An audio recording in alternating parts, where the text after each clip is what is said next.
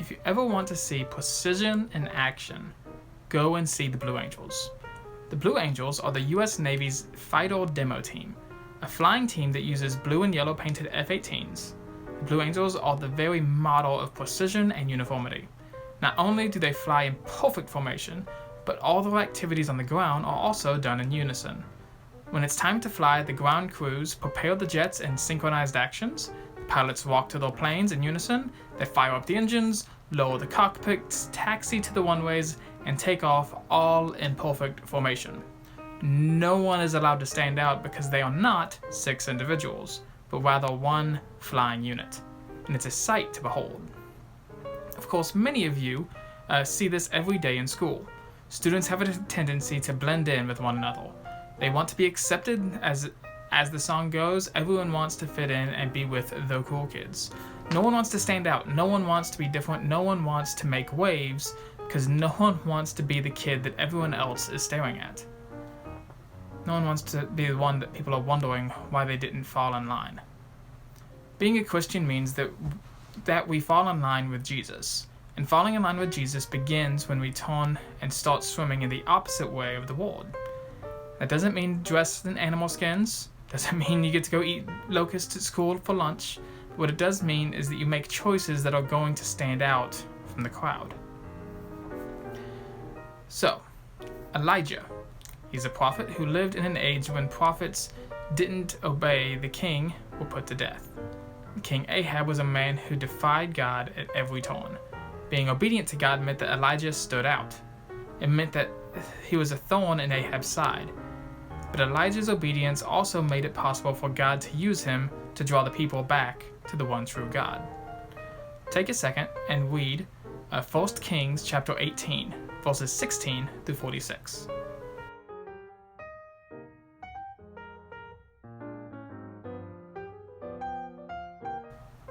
By standing out, Elijah drew attention to himself. He was the one everyone pointed at, laughed at, made fun of. Oh, there's that nut job Elijah. Why is he so uptight? Why doesn't he just worship Baal like the rest of us? Come on, Baal's the god of fertility. He's all about having fun and a good time. If Elijah would just shut up and fall in line, we could all have fun without anyone making us feel bad. Elijah wasn't having it. He wasn't being taken in by the lies of Baal. Elijah certainly wasn't concerned about fitting in, as he was speaking about the truth. It wasn't easy, but Elijah stayed faithful to God.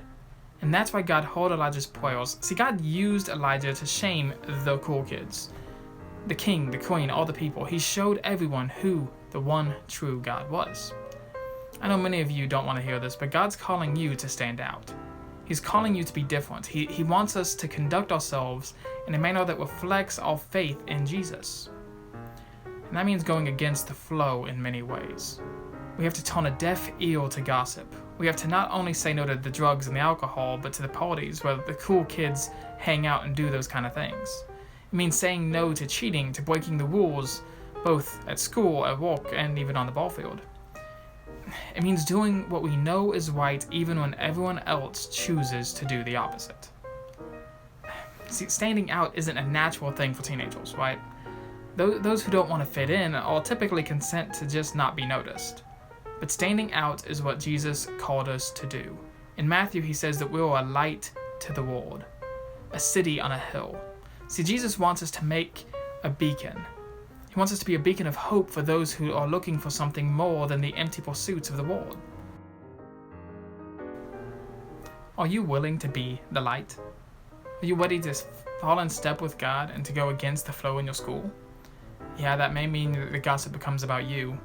May mean you hear the whispers and the giggles and see other kids at school stop talking when you walk into the room. But it will also make you the one that other people know that they can trust when life gets them down. So they'll know you as the one who keeps secrets, who prays for other people. They'll know that you are the one who loves others without condition.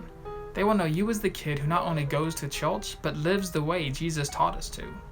Standing out will make it easier for kids who are ready to find, they'll be ready to find you and meet Jesus through you. So, you can do one of two things. You can take this message and toss it out of your mind, never think about it again. Or you can accept the challenge that God has for you, to step out of formation with everybody else and stand out. See, God calls us to follow Him even when doing so makes us a target of the gossip and the teasing.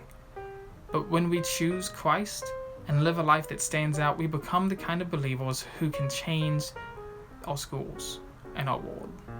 You have that power, but you've got to take it.